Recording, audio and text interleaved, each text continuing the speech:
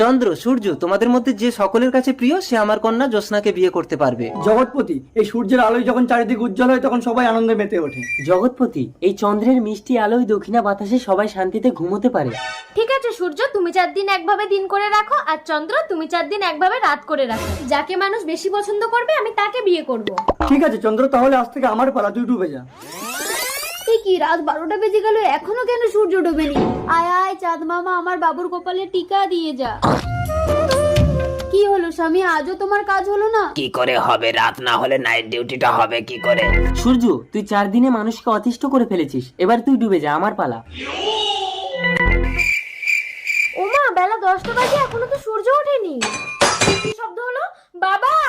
জ্যোৎস্না, বাবা! অন্ধকারে কিছু দেখতে পাচ্ছি না, দিনের বেলায় রাত হয়ে আছে। কে? চোর চোর, আমার সব চুরি করে দিয়ে গেল।